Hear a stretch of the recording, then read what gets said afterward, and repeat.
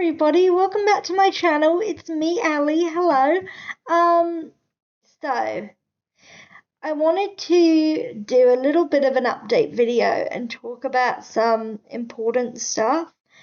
Because I think that it is important to be open and honest.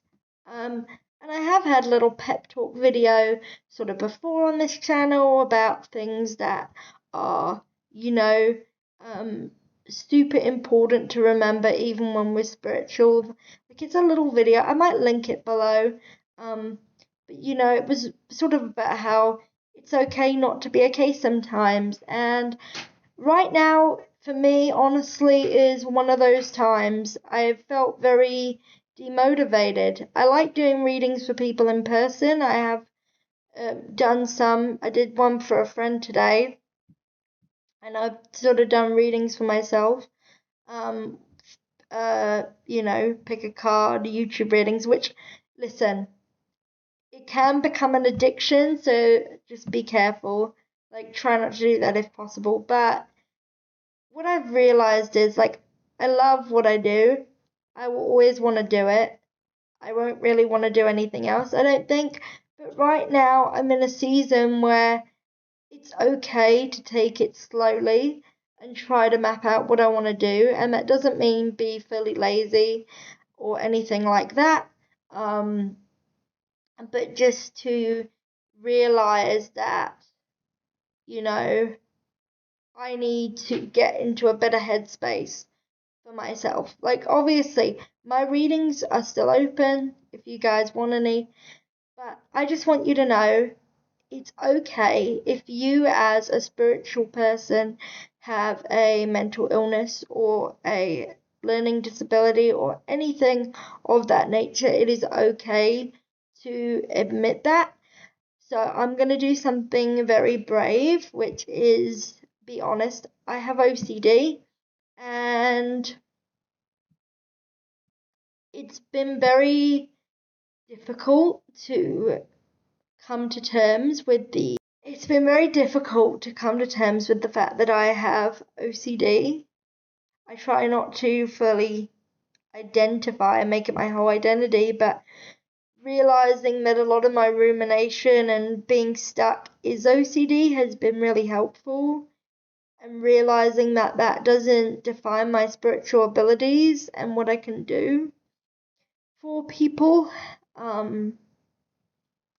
But yeah, it's the reason why I'm over anxious all the time, and I struggle with hypochondria as well, which is like medical related stuff because of some things that I went through.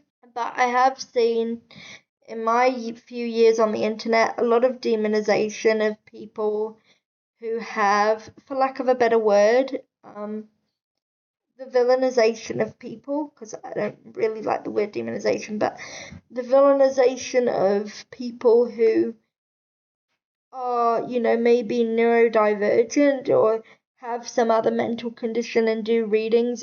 And I think I may have touched on this in my podcast. I can't quite remember, but just the fact that if somebody finds out that you have a mental illness, some people are very uncomfortable with getting readings from people who have mental illnesses because they believe that they won't be accurate, that they won't give the most accurate information. And listen, it's your choice to go with whatever reader you want, but it still feels a little bit exclusionary. Somebody could be a really good reader, and just because they have mental health problems, people will turn their back on them and sort of shun them and say they're not a legitimate reader, which I think is very sad. Even though I have a physical condition and mental health conditions, I still was born with this gift. I know that I can do what I can do really well, and I know that people have had great comfort from my readings. Even though I may have been in the worst mental shape of my life, it didn't stop me being there for those people. And listen, OCD is hard and it is difficult. That's something else I wanted to talk about too. So recently, I've been having a think about how, People overthink when people say, oh, all your thoughts manifest. So people think that means they're intrusive thoughts. Okay, it does not mean intrusive thoughts. It means your conscious thoughts, whereas intrusive thoughts are created by your subconscious mind as a result of the OCD. They create compulsive, repetitive patterns, okay? Intrusive thoughts are not the same as thoughts that manifest. You can literally manifest, but your intrusive thoughts never manifest. You don't need to necessarily be in a high vibration all the time to manifest, as long as you keep trying. I know that some people think that you have to be incredibly positive, overwhelmingly so, but it's okay to just be human and to take your time. Nobody is going to judge you for being less spiritual or less high vibrational. I don't judge people, obviously. Like, I have many friends and associates who believe in high vibration, and I do to an extent believe in it, but I just think that people with mental illnesses, when you're in the thick of mental illness and someone says to you, oh, just think positive, sometimes we have to do a few little extra steps, okay? And that's all right. You're not any less spiritual for having OCD, for having, ADHD or autism or, or bipolar disorder or schizophrenia or, any type of thing, an anxiety disorder, a panic disorder. You are good enough as you are, and as long as you keep trying your best, that's what matters. As long as you follow your passion, that is what matters. Nobody else's opinion of you should matter but your own, okay? And I think that we need to get out of these labels, like very rigid labels of what's high vibrational and what's low vibrational, because to be honest, I'll give you a little secret, okay, that my friend Taylor taught to me. Shout out Taylor. Taylor Tooks, she's an amazing YouTuber. But she basically taught me and her audience that you don't need to have high vibes in order to manifest. It is what your dominant beliefs are. So as long as you try to think in your favor at least once or twice a day, and you don't, even if the intrusive thoughts come in, not letting them overrun you. Okay, I'm gonna try to explain it the best way I can, so bear with me. When you have, say you have your mind, okay, and your mind thinks about, like, is it 70,000 thoughts a day? So, like, quite a lot, right? And they say in order to manifest, you only need, if you're following a sort of a routine, some people claim that 4,000 to 10,000 repetitions is enough to make a belief, okay? To make something your new story, okay? So if we put that into perspective, even if you spend 5 minutes a day saying, I want this or I'm going to have this, that is better than nothing at all. It's better than just completely being miserable and upsetting yourself and being hard on yourself. And you don't need to be, because I think people think that you need to fully be in a physical state to manifest, and I do sort of blame The Secret for that. I think people are still stuck in that, oh, I need a physical state to manifest. You can do that. I'm not going to bash anyone for doing that, but it's not the be all end all. I think just thinking about, what you want and dwelling on that is enough. I think thinking of your imagination as having already happened, if you're a manifestation girly, you know what I'm talking about, or manifestation person. We're not gender exclusive on this channel, you know what I mean. I think just dwelling on what you want is enough, and saying, I know I can have this and I'm going to get this is enough. You don't need to feel happy all the time. And, I think people overthink manifestation way too much. They overthink The Secret way too much. They think, oh, but the people that did The Secret, they said if I don't do this, 1,000 times a day that it won't manifest. If I don't do the 300 words a minute method, it's not going to manifest whatever. I'm here to tell you, okay, I'll give you a little example, and it was something that Taylor taught me, and I have talked about it before. So when I was first starting to manifest, okay, I wanted to do something very simple to prove to myself that I could manifest. And one of the things that Taylor talks about, and I will link her video below because she's honestly amazing and I've learned so much from her. But one of the things that she started with was a lime green car, seeing a rare car color that you haven't seen before. And if you're still confused as to what I'm talking about, law of assumption basically states that whatever you assume is true is true.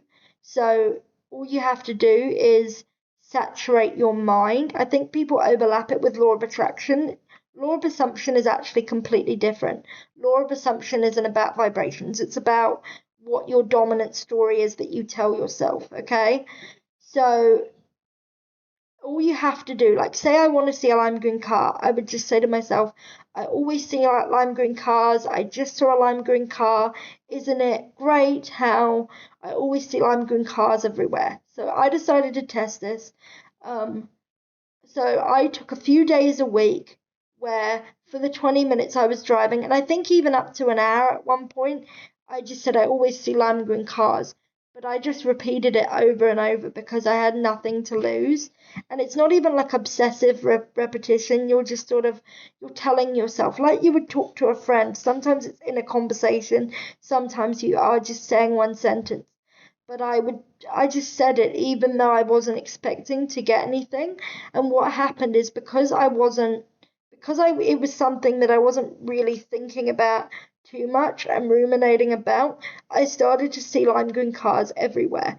Like this works. If you're not sure about manifestation and if you want to dip your toes into it, the lime green car method or any kind of car method is a great place to start. And I see pink cars now as well. Seeing pink cars, I never used to see pink cars, and now I see them a bit more frequently than I did. It's about trying and just doing your best with everything. Nobody expects you to be some sort of high functioning, highlight being. It's about recognizing that, yes, you will have bad days, but you still do have some power. And nobody is going to shame you or judge you. And if they do, they're not a good person to be around. I think most of us, even those who believe in high vibrations, would never outwardly shame someone for not fully understanding something. And if people do, like, honestly, I hate these law of assumption coaches who are like, all you have to do is decide, pay me $1,000 and I will teach you how to do it. All you need to do is trust in yourself. Okay, that's all you need to do. You can have OCD, you can have, as I said, you can have neurodivergency where you have meltdowns. You can still do this with little things, okay? I believe in you. There is nothing, that is preventing you from your manifestation. You are not doing something wrong. You are doing things right. Even if you're in a season of being demotivated like I am, it doesn't make you any less valid or worthy. So I just wanted you guys to hear this little message. Here's a little heart for you. I hope this helped. I will put my friend Taylor's video down below about the lime green car method because it's one of my favorite things and it will probably help you manifest so much. It helped me manifest small things a lot. When I'm demotivated, I often go back to it. So yeah, I don't know what this was. It's just like a little ramble, really, about manifestation, OCD, all the things in between. So let me know if you have any ideas for any readings I should do or anything like that. I just believe honesty is the best policy, and right now I'm not doing so great. Okay, like it's not the best time for me, but as long as I keep strong, that's all that matters, and you should as well. Okay, so I'll see you guys next week or a few weeks after. I don't know when I'll post again, but I hope you guys are staying safe and have a very blessed day. And remember that you are loved. Okay, bye guys.